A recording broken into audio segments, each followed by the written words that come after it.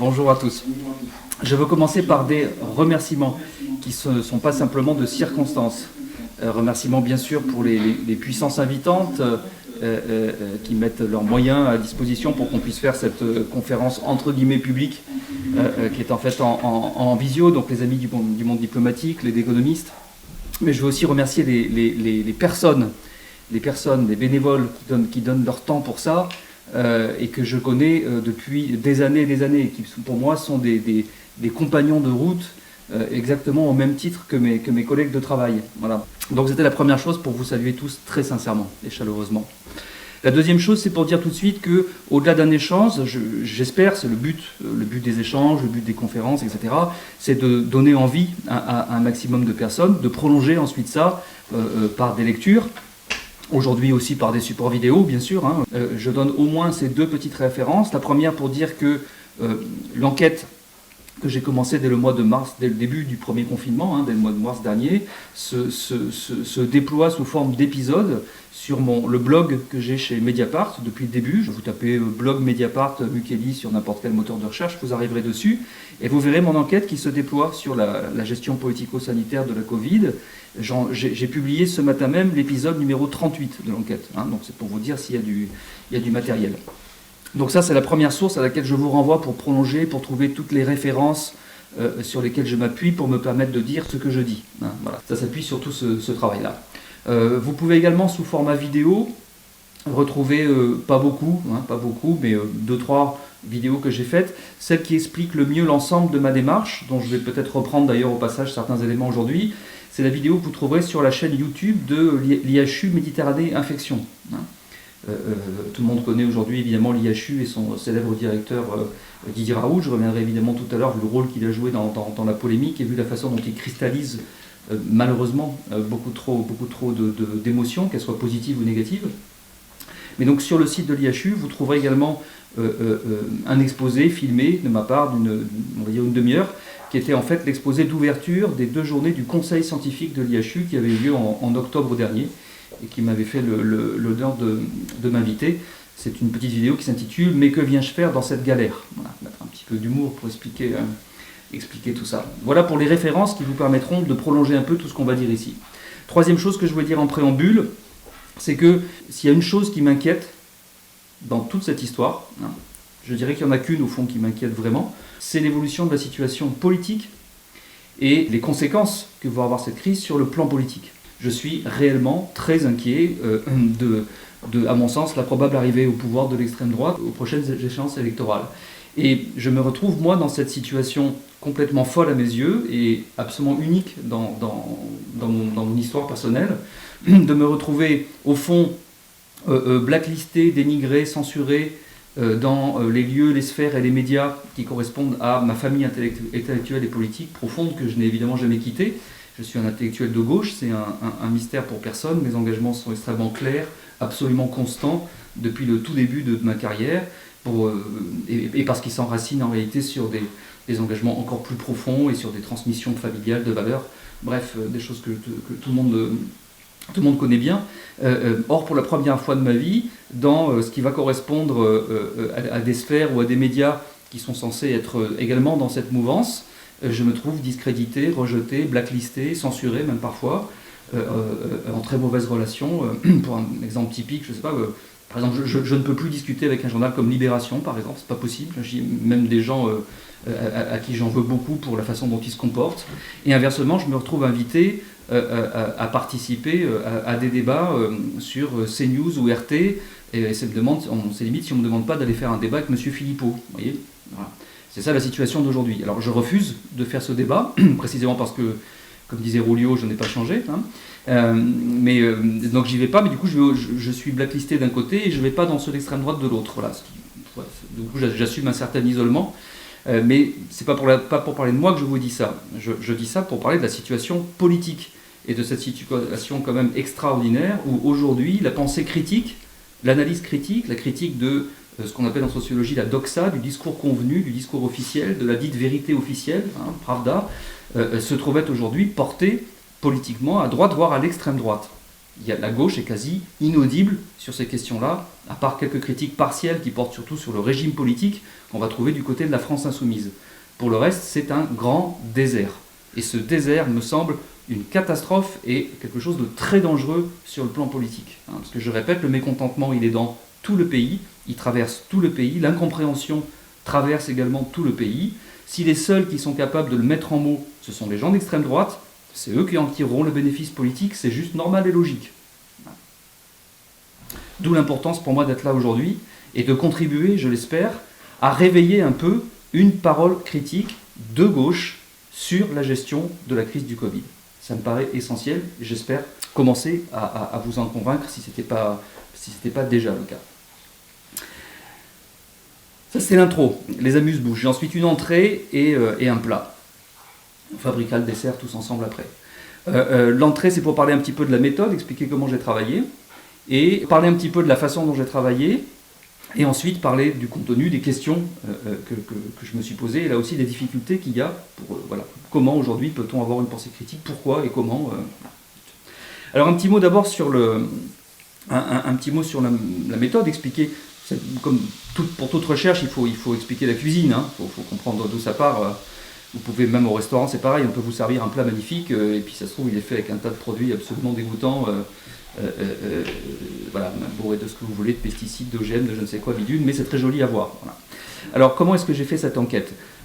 J'ai commencé tout simplement par être étonné, par vivre des choses que je ne comprenais pas. Et c'est pour moi tout à fait insupportable de ne pas comprendre ce qui se passe. Et donc ça a commencé par une volonté de savoir, voilà, si on veut. Et ces étonnements ont été au moins, on va dire, de trois natures. La première question, c'était comprendre qu'est-ce que c'est que le confinement. Voilà.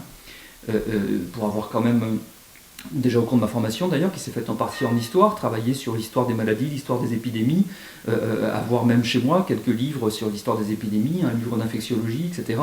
Accessoirement, j'avais un père médecin, je me suis toujours intéressé un peu aux questions de santé. Le confinement, je ne connais pas. Ou alors je connais vraiment dans mes livres d'histoire du Moyen-Âge, pour parler de la peste, voilà. Mais sinon, la réponse aux épidémies, nulle part. Pour moi, c'était dans tout ce que j'ai pu lire, il n'est écrit nulle part que la réponse, c'est le confinement général d'une population. Voilà. La réponse, c'est des stratégies de dépistage, d'isolement et de soins des malades. J'y reviendrai évidemment. Donc mon premier étonnement sincère, mon besoin de comprendre qu'est-ce qui se passait, c'était ça. D'où vient le fait qu'il faille enfermer tout d'un coup toute la population ? Qu'est-ce que ça, éventuellement, est-ce que ça cache d'autres choses ou pas ? Non. Ma deuxième question a été sur, je n'ai pas compris non plus, la polémique qui s'est cristallisée autour d'une personne, le personnage de Didier Raoult. Je n'ai pas compris cette polémique. Je ne comprends toujours pas, et je suis persuadé que ça reviendra dans la discussion, parce que malheureusement, certains d'entre vous certainement sont encore à mes yeux enfermés dans ce qui est en fait, à mon sens, une grande diversion, qui nous piège, qui est un vrai piège intellectuel. C'est concentrez-vous sur une personne, commencez à discuter ce que vous croyez savoir de ses idées, de son passé, de son allure, sa tronche, son machin, sa façon de parler, que sais-je, etc. J'ai entendu 100 000 fois des gens parler de ça partout, au travail, en famille, dans la rue, machin. Ce n'est pas un problème, c'est une diversion. D'où est-ce qu'un problème global, qui se pose non seulement en France, mais dans le monde entier, devrait nous amener à parler avant tout des caractéristiques d'une personne ? C'est une plaisanterie, c'est une mauvaise plaisanterie. Bon. Il faut comprendre que c'est une diversion, et que les vrais problèmes ne sont pas là. Bon. C'est une erreur à plein niveau. Et que, malheureusement, beaucoup des gens qui nous aident à penser d'ordinaire sont tombés les pieds dedans à fond, mais se sont enfoncés bien comme il faut dans la boue de cette diversion. Jusque dans nos intellectuels de référence souvent, donc y compris beaucoup d'intellectuels de gauche, des médias de gauche, y compris des médias supposés être ceux où on réfléchit le plus, y compris celui qui héberge mon blog, le journal Mediapart, etc., nous ont, à mon sens, tous profondément induits en erreur en rentrant à leur tour, dans ce qui est à mes yeux une diversion, quelque chose qui empêche de comprendre au lieu d'aider à comprendre. Donc je reviendrai là-dessus, ça a été évidemment un point important et un des objets de mon investigation, bien sûr.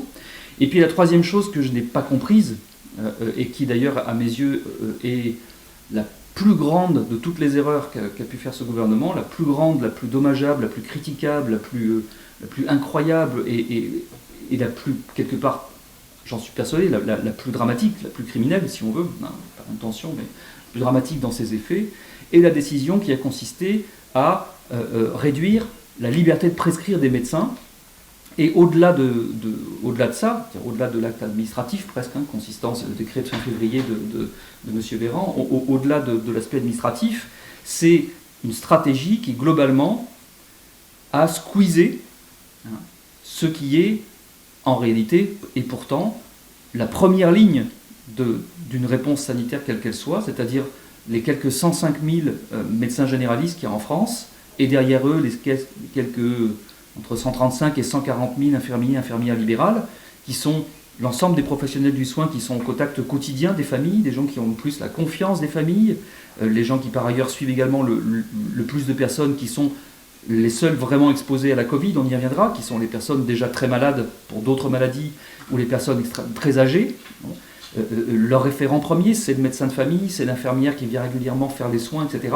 Or, toute la stratégie sanitaire qui a été construite a décidé dès le départ de squeezer, de se passer de cette première ligne, de ces 250 000 professionnels de soins, pour reporter toute la charge et la tâche sanitaire sur l'hôpital public. Ça, c'est une stratégie qui est dramatique dans ses conséquences et qui est en partie responsable de l'ampleur du nombre de morts qu'au final aura fait ce satané virus et continue à le faire dans ses variants, on y reviendra. Voilà les trois choses qui, dès le départ, m'ont interpellé, que j'ai considérées comme n'allant pas du tout de soi, comme posant problème, et que, vis-à-vis desquelles j'ai donc dû investiguer pour comprendre ce qui était en train de se passer. Deuxième chose que je veux dire, donc ça c'est l'étonnement de départ. L'étonnement a donc ensuite amené l'enquête. Si je ne sais pas, je veux comprendre. J'ai besoin de comprendre. Je ne peux pas me satisfaire de répéter ce que j'entends à la télé. C'est juste pas possible, je l'ai jamais fait sur aucun sujet, je ne vais pas le faire sur celui-là non plus. Et celui-là n'échappe pas à la règle. Celui-là n'échappe pas à la règle. Et tout est fait pour nous mettre dans l'idée que nous vivons quelque chose d'exceptionnel qu'on n'a jamais vu, qu'on n'a jamais connu, et que donc il faudrait oublier tous nos réflexes habituels de pensée, de même qu'il faudrait s'habituer à ce que disparaissent toutes nos libertés, que tous les principes s'envolent, que les lois ne valent plus rien, et c'est quoi l'étape d'après, que tout ce qu'on croyait était faux, que nos amis ne sont plus nos amis, voilà, ça n'a pas de sens. Non, nous devons absolument rester ce que nous sommes et continuer à faire ce que nous avons l'habitude de faire si nous pensons que c'est bien. Et donc moi, quand je ne comprends pas, j'essaye de comprendre. Et quand une explication me paraît fausse, je cherche quelle est la bonne. Voilà. Mais je ne m'arrête pas de réfléchir sous prétexte que quelqu'un me dit « Mon Dieu, cachez-vous tous sous la table, quelle horreur, machin, et puis taisez-vous, on va vous dire quand il faudra sortir, ou ce que vous pourrez faire, ou ce que vous pourrez manger, ou si vous avez le droit de lever un doigt ou deux. » Voilà. J'écoutais hier M. Véran à la télévision qui nous disait « Alors attention, donc le même qui nous a dit bien sûr les masques ça sert à rien, puis après quand on en a eu des stocks de centaines de millions, il faut bien sûr en mettre tout, même si vous êtes tout seul au fin fond des bois ou dans votre voiture enfermé, machin, surtout mettez-en un, on sait jamais. Donc hier soir il nous disait maintenant alors attention parce que tous vos masques chirurgicaux, la classique, vous pouvez les jeter à la poubelle. Vos masques que vous vous êtes fait vous-même en tissu, c'est totalement interdit. Il nous faut tous des masques FFP2. Et puis les distances entre les gens, non, c'est plus 1 mètre. Maintenant, il faut mettre 2 mètres. Bon, pourquoi pas 3 ou 2,50 mètres, etc. Bon. C'est une forme de délire bureaucratique qui passe son temps en plus à dire un jour le contraire de ce qu'il disait 3 mois avant, toujours avec le même aplomb, avec la même arrogance, et derrière avec une contrainte. Si vous ne faites pas ça, vous aurez une amende, vous serez interdit de ceci, vous ne serez pas autorisé à rentrer à cet endroit-là, etc. Je pense qu'il faut absolument comprendre ça, se défier de ça, et se libérer la pensée de toutes les entraves, les peurs, les culpabilités qu'on nous a mis, pour reprendre notre activité normale de pensée critique que nous avons sur tous les sujets, ce sur quoi nous parlons, nous nous réunissons, nous nous rencontrons, nous nous lisons depuis des années. Il faut absolument continuer à le faire de la même façon, et de sortir de cette idée qu'il se passe un truc incroyable que jamais nulle part de l'humanité de tout temps et en tout lieu n'a jamais vu, et que donc tout est différent, vous ne savez plus rien, vous devez oublier qui vous êtes, ça suffit. C'est de la connerie en barre. Connerie en barre. Troisième élément, j'ai pu faire ce travail parce que je ne l'ai pas fait tout seul. Ceux qui me connaissent bien de lecture savent que c'est quelque chose que j'ai toujours non seulement assumé, mais revendiqué. On ne pense pas tout seul. Il faut un niveau dramatiquement stupide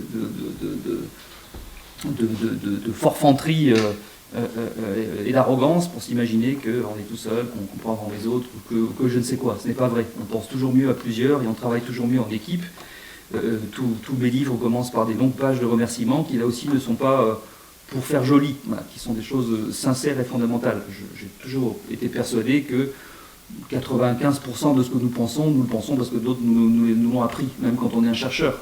La part de ce qu'on a vraiment, entre guillemets, découvert, montré, découvert tout seul, etc., est extrêmement réduite par rapport à l'immense part que nous avons appris grâce aux autres, en nous socialisant avec les autres, et grâce à des choses qui nous ont été transmises, et transmises le plus souvent par nos aînés, par des gens qui nous ont appris du fait de leur expérience. Voilà. C'est aussi une des choses qui se passe dans cette crise d'ailleurs. Quand vous voyez sur des choses incroyables, quand vous voyez un youtubeur qui est étudiant à 27 ans et qui passe son temps à dire que ces professeurs qui ont 30 ans d'expérience et de savoir derrière n'ont rien compris, qu'ils sont nuls et que c'est lui qui va nous expliquer la vie. Voilà. C'est une inversion des choses. Voilà. La vie, ça ne se passe pas comme ça. La vie, ce sont les anciens qui transmettent des choses aux jeunes. Voilà. Et c'est pas être vieux con de dire ça, c'est juste le sens de la vie, ça a été la mienne, ça a été la vôtre. Et encore une fois, il ne faut pas inverser les choses, renverser tout et oublier ce qui nous sommes et ce que nous pensons. Donc il y a une équipe qui s'est formée de manière très simple, c'est parce que quand j'ai commencé à publier, ça a soulagé un certain nombre de gens qui disaient oui, moi aussi je pense ça, je suis bien content de le lire et que vous l'ayez dit, est-ce que je peux vous aider, etc. Donc quand c'est monsieur et madame tout le monde, on se contente d'échanger de temps en temps, et puis je diffuse auprès d'eux, etc.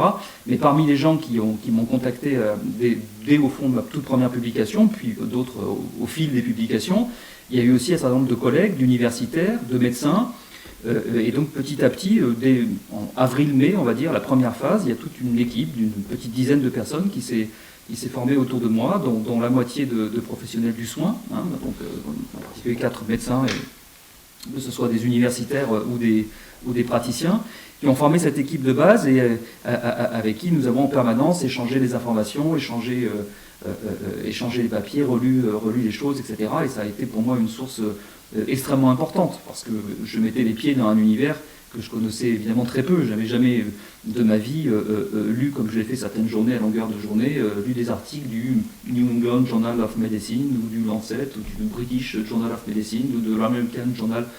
C'est comme au tennis, il y a le Big Four, des 4 grandes revues dans le sciences médicales, j'en savais fichtrement rien. Donc c'est grâce à... Hop, mon micro se referme tout seul, voilà. Désolé. Donc voilà, c'est toute cette équipe qui m'a permis de me mettre à niveau, en quelque sorte, et qui permet aussi, dans ces moments de solitude et parfois de découragement, que la situation de confinement, qui permet aussi évidemment de se soutenir moralement, de surmonter le moral, de se stimuler, de s'encourager, de se signaler les erreurs, etc., qu'on peut faire. Voilà, tout ça joue un rôle très important. Je ne suis sur ce sujet comme sur d'autres que le porte-parole aussi d'autres personnes de collectif. Donc petites personnes comptent peu là-dedans. Alors j'en viens à mon plat de résistance, qui sont quelques réflexions. Alors là aussi, je ne donne pas sur des résultats, on pourra revenir après sur des points précis où je pourrais dire ce qui est dans la limite de mes connaissances, l'état de mon petit savoir, mais ce que je veux dire maintenant pour rentrer dans le fond de la... Ton micro est encore fermé. Je suis désolé, je ne sais pas pourquoi ce micro se ferme tout seul. C'est moi, il doit être décalé. Ok. Une ligne. Bon. Pour entrer dans le fond de la discussion, encore une fois, ça suppose avant tout de retrouver une bonne manière de réfléchir. Voilà. Ce n'est pas la peine d'attaquer une quelconque discussion en rapport avec le Covid en allant directement sur un point précis, si les modes de raisonnement que nous déployons sont viciés d'une manière ou d'une autre. Voilà. C'est la première chose. Voilà, si vous faites une erreur à la base, vous pouvez après derrière avoir la sophistication intellectuelle que vous voulez. C'est comme dans les travaux statistiques. S'il y a eu tant de faux résultats, de polémiques, d'erreurs, d'études fausses, rétractées, le scandale du Lancet, etc., c'est qu'en réalité, on déploie tout un arsenal d'apparences sophistiquées, mais qui repose en réalité à la base sur des erreurs de raisonnement. Donc si la base est fausse, évidemment, tout le reste, vous pouvez mettre la plus jolie chose qui a l'air au-dessus, en réalité, ça cache un truc qui n'est pas bon, qui est mauvais. Et la grande difficulté que nous avons devant nous aujourd'hui, c'est d'arriver à raisonner tranquillement, avec une vraie liberté d'esprit, c'est-à-dire pas de préjugés, ce qui suppose de s'émanciper dès le départ de deux sources d'endoctrinement, au fond, qui se présentent de manière quasi quotidienne à nous. Et je vais détailler, qui sont d'une part le discours des dites autorités sanitaires, le discours officiel, certains pourraient l'appeler la propagande officielle, le discours du gouvernement, on va dire ça pour résumer, qui est une forme de propagande, je vais m'en expliquer, et de l'autre, une sphère de discours qu'on appelle généralement le complotisme, et je vais définir évidemment ces termes-là, qui sont des fourre-tout, des amalgames, mais qui se présentent comme un ensemble de discours qui, pour certains d'entre eux, ont une cohérence globale très très claire, et qui prétend lui aussi en permanence interpréter tout ce qui arrive dans le fil de la vie, dans le cours du réel, qui prétend lui aussi lui donner un sens, un autre sens évidemment, un sens opposé même à cela. Alors c'est première grosse difficulté consiste, et c'est la mienne aussi tout le temps, à essayer de tenir au fond cette ligne d'équilibre, et qui est à la fois une cohérence intellectuelle et une ligne aussi, je dirais, à caractère éthique également, à rester droit, au fond, si vous voulez, au double sens intellectuel et moral, au fond, en ne sombrant et en ne laissant rien, en ne lâchant rien, ni au complotisme, ni à la propagande officielle. Voilà. Ce qui fait qu'évidemment, le chemin est parfois étroit, et donc d'où cette solitude relative qu'on peut avoir, mais peu importe. On n'a pas pris que de rester droit, à mon sens. Enfin, en tout cas, c'est comme ça que j'ai été élevé. Alors, ce complotisme, commençons par lui. Qu'est-ce que c'est? Parce que c'est un mot fourre-tout, mais aujourd'hui, dès que quelqu'un dit quelque chose qui ne rentre pas dans les clous, c'est il doit être complotiste. Bon. Non, le complotisme, ça a une définition précise. Le complotisme, c'est les gens qui pensent que la véritable signification des événements qui arrivent, de ce qu'on peut voir passer en discours, en images, les événements, qu'ils soient repris ou pas par les médias, peu importe, les événements qui arrivent, et l'interprétation qu'il aurait couramment donnée n'est pas la bonne. Ces événements sont les signes d'autre chose qui se passe dans un monde caché. Toutes les grandes mythologies, les religions sont des formes de complotisme, si vous voulez. Vous voyez que les signes, pour les comprendre, il faut savoir qu'est-ce qui se passe réellement dans le monde caché, où la vraie signification existe, et où des gens, des forces, des esprits, des dieux, ça dépend des époques, peu importe, mais complotent donc en silence, que ce soit vu en positif ou en négatif, s'organisent en silence pour faire advenir le monde que eux ont décidé de faire advenir, et faire écrire l'histoire qu'ils ont décidé d'écrire. Bon. Et nous ne le savons pas, sauf à savoir interpréter les signes. Voilà. Exemple typique de complotisme, si M. Véran ou M. Castex ou M. Macron, ou peu importe lequel, refusent de rouvrir les bars et les restaurants, c'est parce qu'en fait, ils veulent tuer tout le secteur de la restauration, de l'hôtellerie, etc., parce que derrière, ils ont déjà une liste de 4 copains qui sont des grands groupes, qui veulent racheter tout ça de façon à se débarrasser de l'ensemble des machins. C'est faux, voilà, c'est pas... M. Véran, M. Castex, M. Macron ne sont pas juste les pantins d'un groupe caché qui conspire pour tout ça et s'emparer de... Voilà. Ça, c'est typique. Mais de la même manière, tous les racismes cachent les complotismes. Le grand remplacement, c'est un complotisme. Il y a un truc qui se prépare, depuis des années, bidule, voilà. L'antisémitisme était un complotisme. C'est pareil, le complot, les banques juives qui bidule, voilà. Tout ça, ce sont des complotismes. C'est ça, donc, le complotisme. C'est avoir en fait une version alternative de l'histoire qui nous dit que les vraies raisons sont cachées, mais il y a des gens, un groupe secret, qui, en cachette, travaillent à faire advenir une certaine histoire. Vous ne le savez pas, et nous sommes là pour vous le révéler. Donc ça, il faut évidemment s'en méfier beaucoup quand on est, encore une fois comme moi, un chercheur public désintéressé qui cherche la vérité et rien d'autre. Mais il faut tout autant aujourd'hui se méfier, se déprendre et tenir à distance la propagande que constitue le discours du gouvernement, qui est donc ce qu'on appelle en sociologie une doxa, et même ce que Bourdieu appelait une socio-odyssée, c'est-à-dire les élites qui gouvernent cherchent à imposer dans l'espace public, dans le débat public, une version de l'histoire qui les valorise, qui les légitime comme élite, qui les conforte, et qui conforte auprès de l'ensemble de la population, surtout auprès du peuple, l'idée qu'elles sont légitimes à diriger le peuple, au fond. Ce sont de bonnes élites.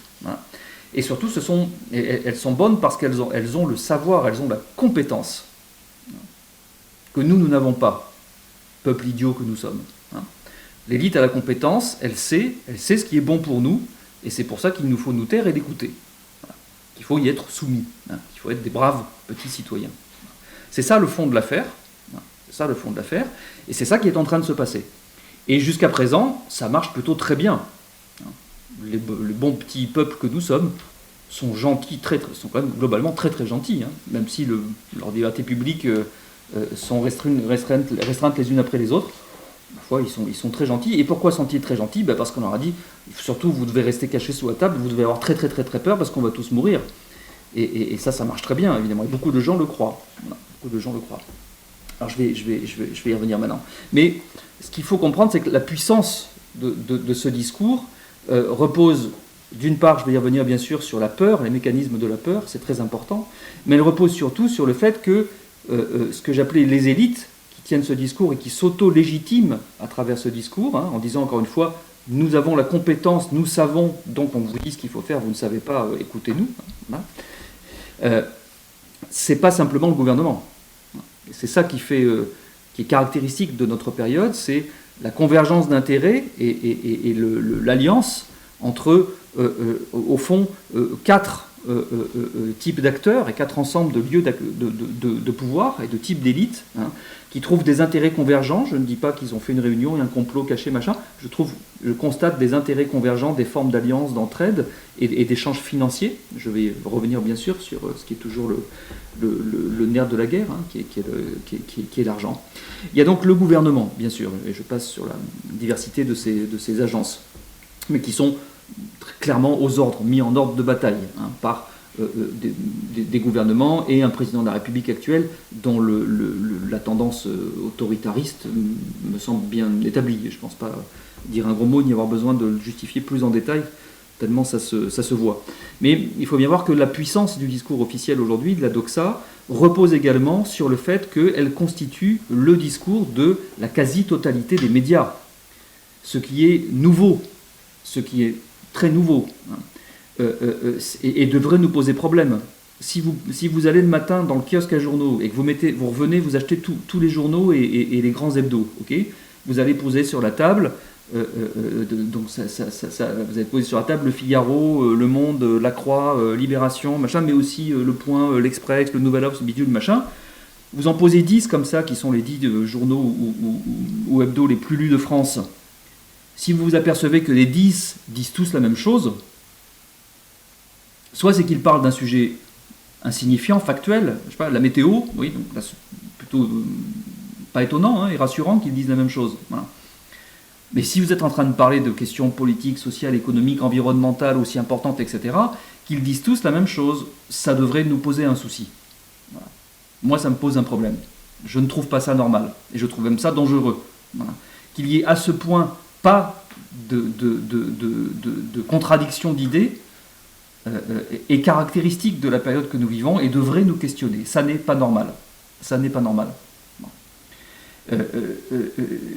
Le résultat, à mon sens, je ne peux pas ici rentrer dans le détail, j'en ai pas le temps, mais c'est écrit dans les sources que j'ai données au tout début. Le résultat, c'est que on peut lire des articles et considérer, une fois qu'on les a lus, que les articles sont une mise en forme des communiqués de presse de telle ou telle agence sanitaire, que ce soit le ministère lui-même, la Direction générale de la santé, l'INSERM, l'Institut Pasteur, sont des copier-coller, de la paraphrase, ce qui est classique avec l'AFP par exemple, mais là c'est la paraphrase des communiqués de presse ça devrait nous poser question. Voilà. Ça devrait nous poser vraiment question. Donc les médias sont très partie prenante. Troisième élément, il faut savoir aujourd'hui qu'il faut se poser évidemment, comme le fait le Diplo régulièrement, comme le fait une association comme Acrimed depuis le début, il faut se poser la question de savoir pourquoi est-ce que les principaux médias aujourd'hui fonctionnent comme ils fonctionnent, et en l'occurrence de savoir qui en sont les patrons, donc qui les possèdent, qui les rémunèrent.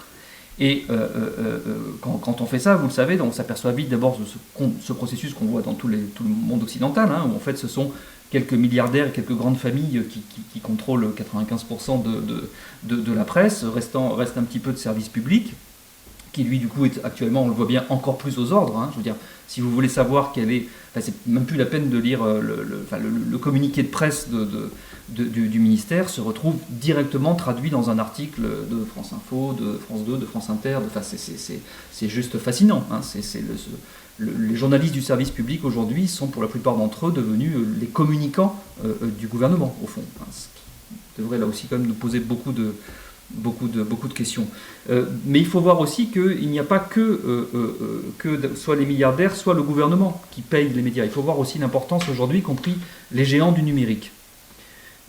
On le sait, mais le savoir en général c'est une chose, en mesurer l'importance, moi-même je l'ai découvert. Je ne savais pas à quel point, pour être très concret, très précis, je ne savais pas à quel point Google et Facebook aujourd'hui avaient acquis une emprise sur des pans entiers du métier de journaliste, en particulier sur ce qui, comme par hasard, est aujourd'hui une des sources majeures de fabrication de discours et d'articles dans quasiment tous les médias, qui est ce qu'on appelle le fact-checking. Hein, vous avez, comme moi, vu monter ces dernières années, partout, hein, en presse écrite, mais aussi en radio, en télé, ces rubriques-là de fact-checking, où on prétend dire le vrai du faux, sous forme binaire en plus, hein, oui ou non, hein, comme on ferait je like ou je like pas sur Facebook, puisque c'est de là que ça vient, hein, puisque précisément, eh bien, ce sont ces groupes, tels Facebook, qui financent les rubriques de ce type-là dans quantité je parlais tout à l'heure de Libération, par exemple, c'est Facebook qui finance les fact-checkers de Libération. C'est écrit noir sur blanc, certains d'entre eux l'ont même expliqué eux-mêmes. Je vous renvoie là aussi un des articles que j'ai écrit sur la question. Je ne pensais pas que c'était à ce point-là. De même que nous avons tous pris la mesure à travers cette crise du fait que ces géants du numérique, Google, et Facebook et tous les autres, puisqu'ils ont à eux deux, ils tiennent en réalité le capital, ils sont propriétaires ou actionnaires principaux de la plupart des autres. Il y a quelques enclaves chinoises de réseaux sociaux autres, etc. Mais ce sont globalement ces géants du numérique fondamentalement américains qui tiennent tout ça. Google est le propriétaire de Facebook, de YouTube par exemple. Hein, ben voilà. Et au cours de cette crise, nous avons vu apparaître des nouvelles formes de censure dans l'ensemble de ces mondes numériques et de ces réseaux sociaux, qui sont très étonnants aussi. La liste est sans fin. Hein. Je discute régulièrement avec plusieurs collectifs qui se sont montés. Un des plus connus, sans doute, c'est le collectif qui s'appelle Réinfo Covid. Vous avez dû voir passer la figure du docteur Louis Fouché, qui est médecin réanimateur à l'hôpital de la Conception à Marseille, et qui est le fondateur et le porte-parole du collectif Réinfo Covid. Ils avaient créé une première chaîne YouTube qui a été supprimée, censurée, etc. Puis une deuxième, puis bref, quantité d'entre nous, ou si vous ne le saviez pas, je vous le dis, hein, les phénomènes de censure actuels sont extrêmement forts. Dès qu'on publie des propos, on édite une vidéo qui contrevient à la doxa, hein, encore une fois, au discours officiel, on peut être purement et simplement censuré par les réseaux sociaux, que ce soit Facebook ou Google, et toutes les formes qu'ils contrôlent, dont ils sont en réalité les propriétaires. Donc on a une alliance avec ce troisième acteur extrêmement puissant, de plus en plus puissant, qui sont les géants du numérique.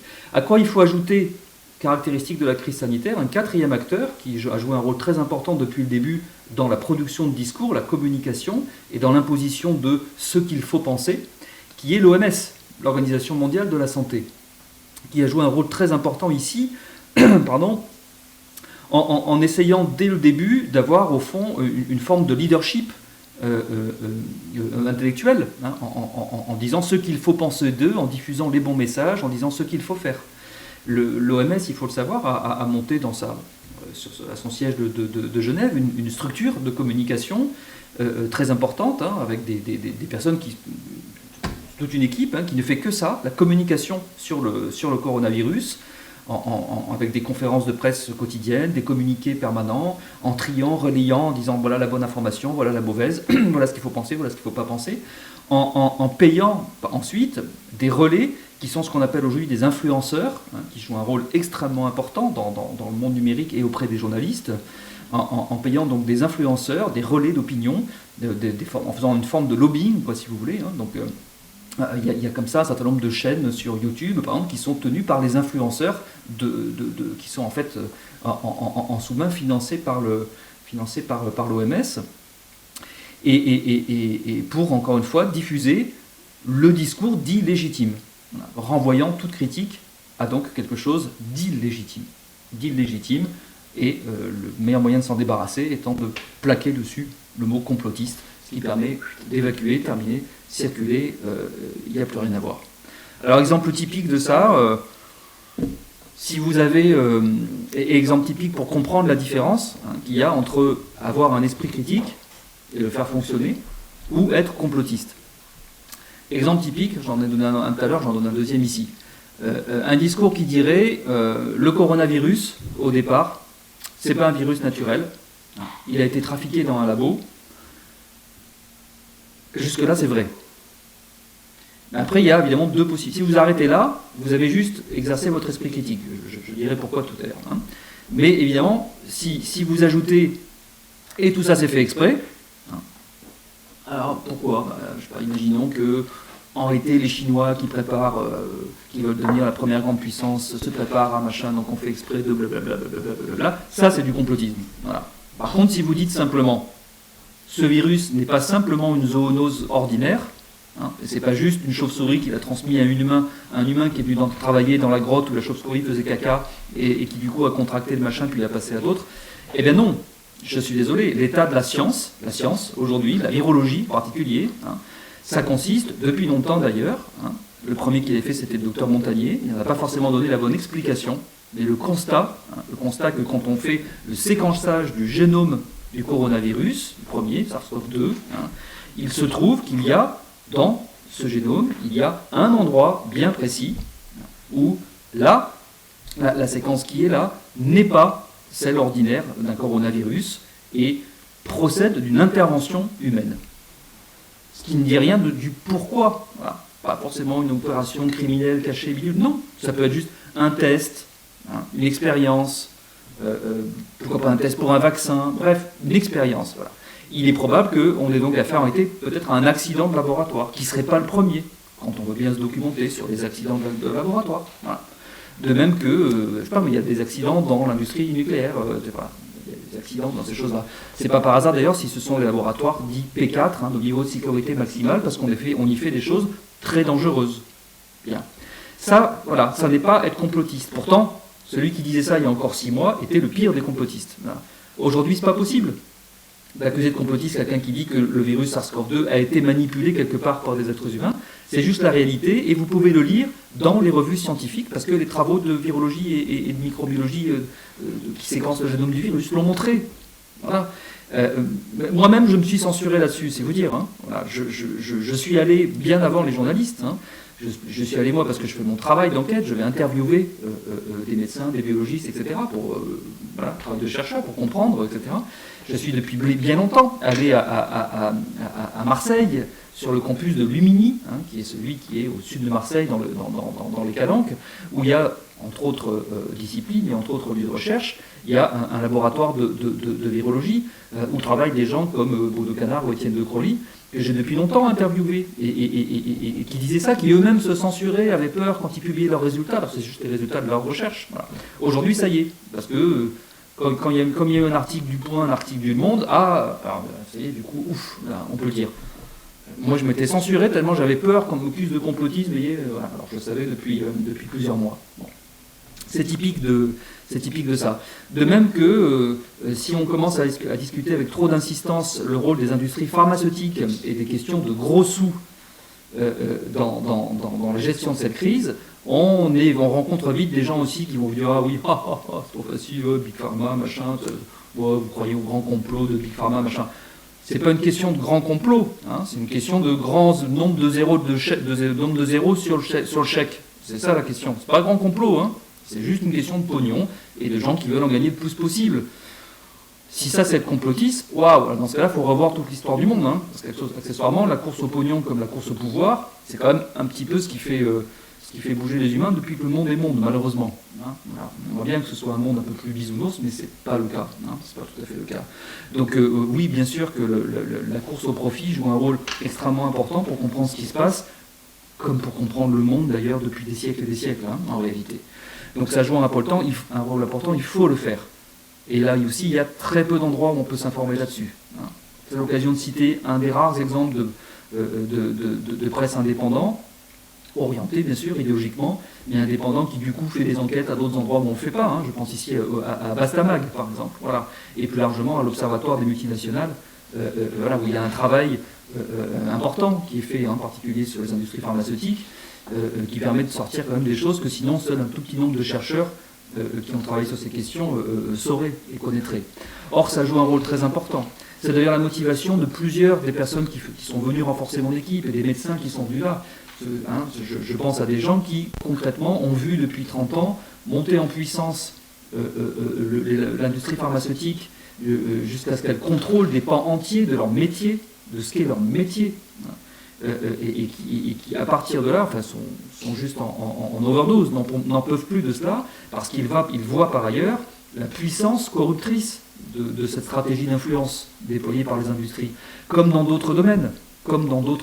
Il se passe dans le médicament, et donc dans le domaine de la santé, la même chose qui se passe avec les cigarettiers depuis des décennies, avec les pétroliers depuis des décennies, dans l'industrie agroalimentaire depuis des décennies, hein, où avec l'argent, on essaye de faire acheter le maximum de choses qui coûtent le moins cher et où le différentiel entre le coût de fabrication et le prix de revient une fois qu'on l'a vendu est le plus grand possible pour faire un maximum de bénéfices, y compris en fourguant des choses qui sont de mauvaise qualité, qui ne respectent pas la loi, tout simplement, qui sont donc des pratiques délinquantes. La délinquance, c'est ne pas respecter la loi.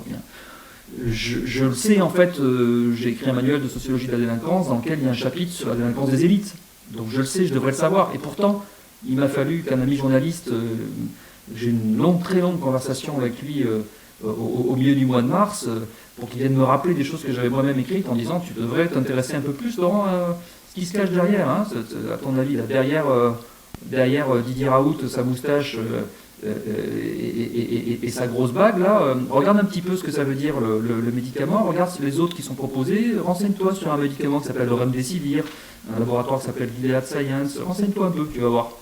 Oui, je suis allé voir, j'ai découvert beaucoup de choses, j'en ai fait un article entier que vous trouverez, même plusieurs, que vous trouverez là aussi sur le blog. Ces enjeux-là sont fondamentaux.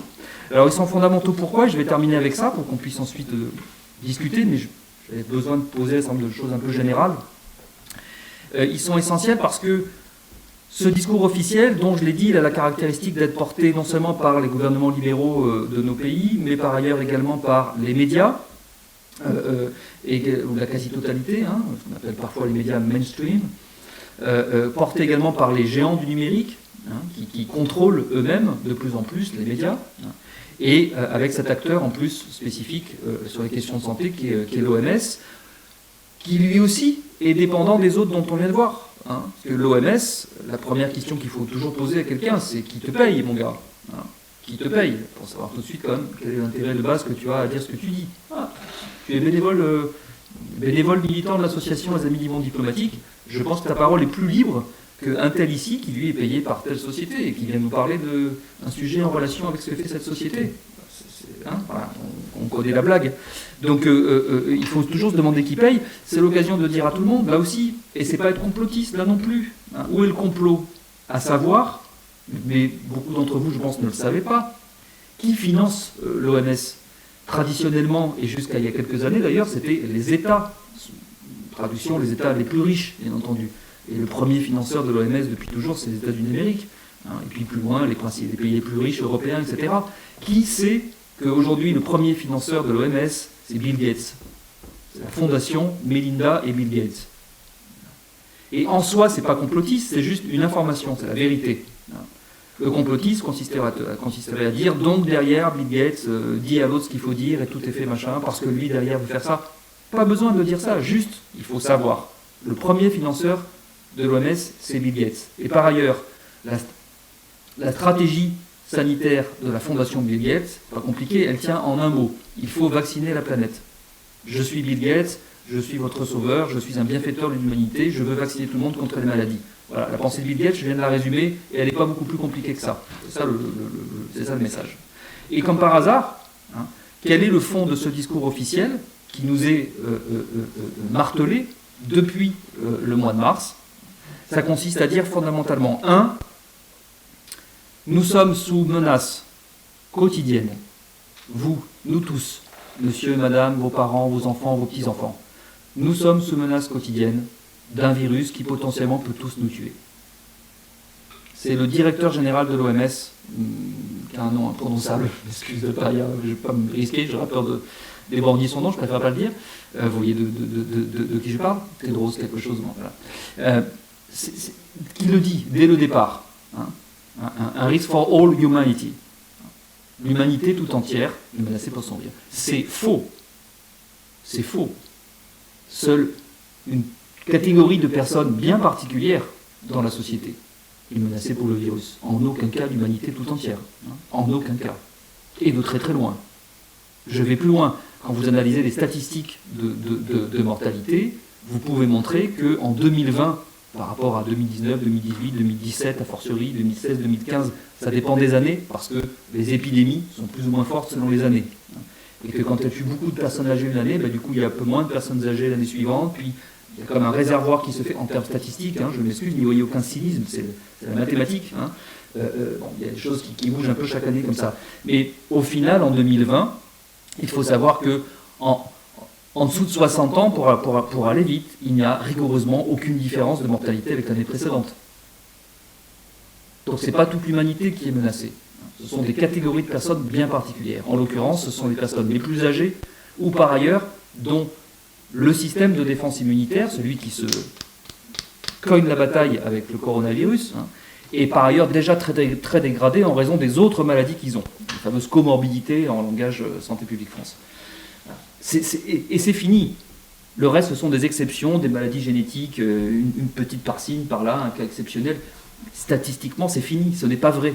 Les accidents, il y en a toujours, il n'y a pas que dans le cas du coronavirus. Il peut arriver qu'une fois, toutes les morts de machin, il y ait un adolescent qui meurt de la grippe. Oui, il y a des cas qui arrivent, ce sont des cas. Voilà. Statistiquement, c'est juste pas vrai. L'humanité n'est pas menacée, c'est faux. C'est faux. Voilà. Des personnes très fragiles qu'on connaît, on sait qui sont menacées. Or, ce discours officiel, sa première base, sa première prémisse, c'est celle-là. L'humanité entière est menacée, donc tout s'arrête, on oublie tout, on ne pose plus comme avant, on se cache tous sous la table, tout ce que j'ai dit au début. Voilà.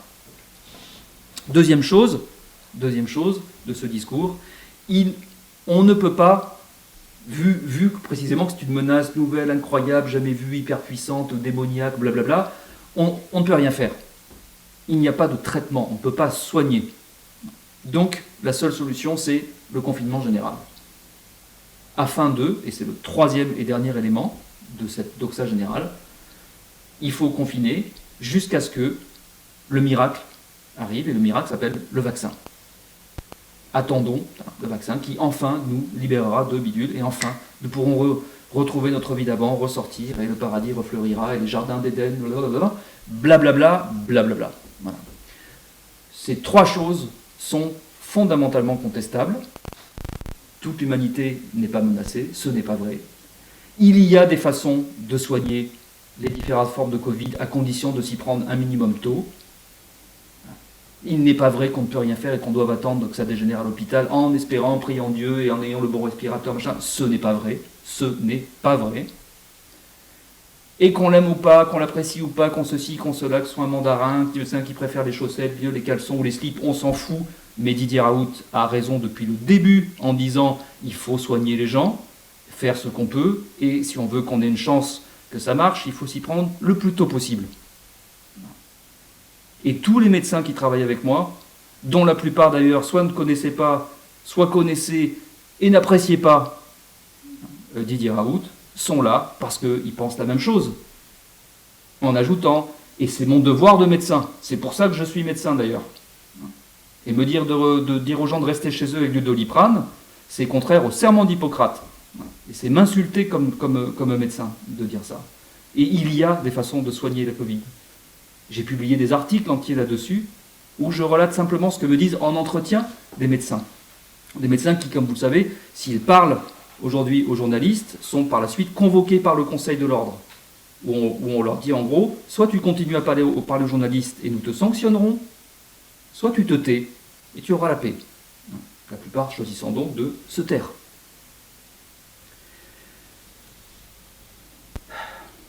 C'est déjà pas mal. Hein? Alors voilà, on va s'arrêter là pour ce débat.